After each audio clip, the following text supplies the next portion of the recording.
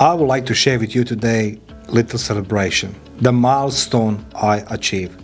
Truly the big milestone. But before I share with you what that milestone it is, I need to go back a little bit in time. And believe when I say this to you, what you wish, it's come true. I don't know the mechanics, I don't know how these things happen, I don't know how those things exist in our life. I don't know that the mystery, something around us, the God, the providence, I don't know.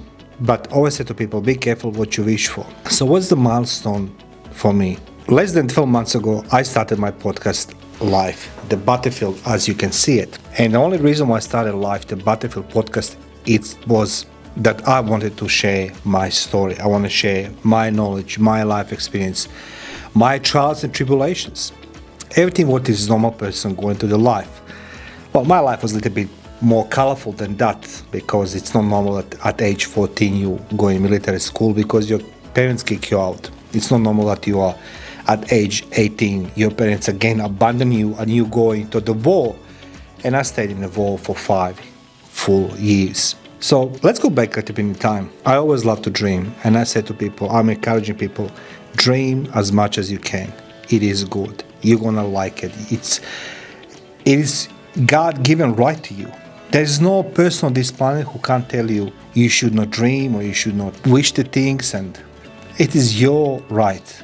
You should do this. So dreaming and wishing, it's okay. It's not limited by the age or by geographical position, nothing. It is your full right. I'm telling you, I'm a 50 years old man and I saw in life human misery and horrors, and the only what kept me sane, kept me alive in my brain and the desire to live was my daydreaming and wishing. So I want to talk today about my milestone. While the milestones are important for you, or stepping stones.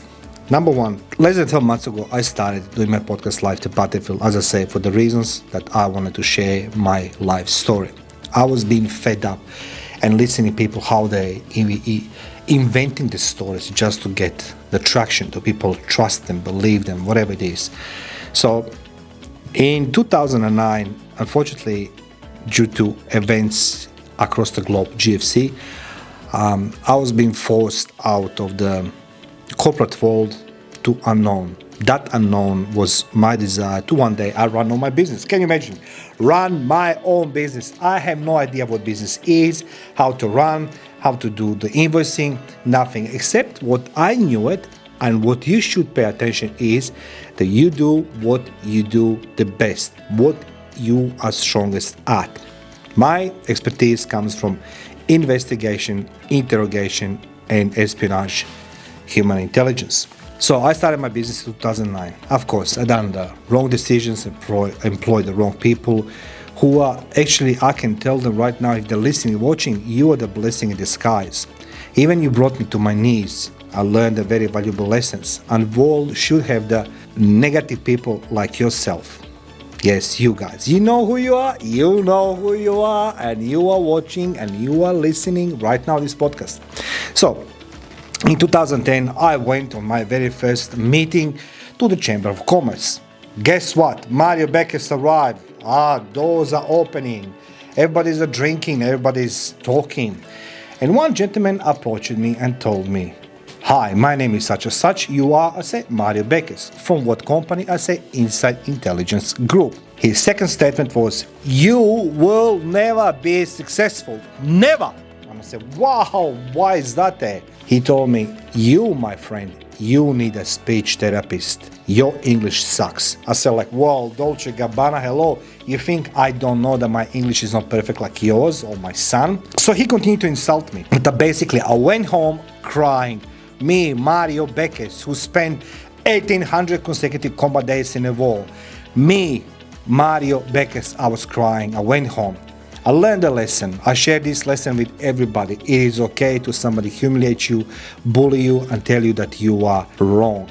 I was wrong for crying. I should slap him. But something else spoke inside of me to stick with my dreams and that wishing. And I said, one day I will very have soon my successful company. Time was passing by and my company grew.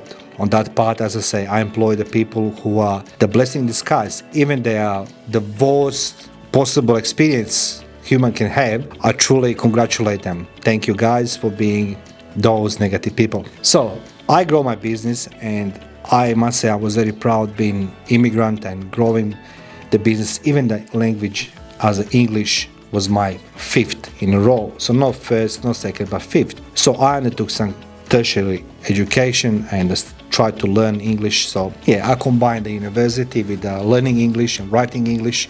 Plus my son was in predicament. He needed to help me because he's my son. And this coffee is good. But look at this cup, it's beautiful. Fast moving forward. I started my podcast 12 months ago without any knowledge, any desire to fail. I want to succeed. So I go back in time again, how I can succeed in podcasting in a field which is not mine. It's unknown to me. And one thing I do remember, when I started my business in 2009, 2010, I work in a library. And for some reason, the one book came into my possession. It's called You Can Do It. Paul Hanna, Aussie writer. A great guy. I never met him. But his book came into my possession in a library. I need to now join to the library and get a book which is on English, which I don't read. But something was telling me to read that book. You can read, guys, this book. Author, it's called Paul Hanna, You Can Do It. And basically what the guy says, it's relating to the movie, Field of Dreams. For those who didn't saw that movie, I'm encouraging you to see it. It's with business around investigation. So I built. So podcast wasn't my forte, but I have a desire. I wanted to create something so people can share their story. People can learn from my interviews with my guests. And guess what? I built. Now the people slowly come. Today, my milestone I reach. Even I was being told, don't do it. Don't do it. You know who told me not to do it? Those who don't have a podcast. Those who are still working in the corporate world. Those who are still holding their wives' undies. Those who are still living on a credit card. Those people telling me, don't do it. So I did it. I knew it's going to be difficult, it's going to be hard. I knew it's a lot of lies on the internet how to run the podcast. It's a lot of deceiving people there. But today, I remember when I reached my 100 people on YouTube, I celebrated. I said, I need to reach 1,000 people now. It took me 12 months to reach 1,000 subscribers. Today, I reached my first milestone, 5,000 people on YouTube.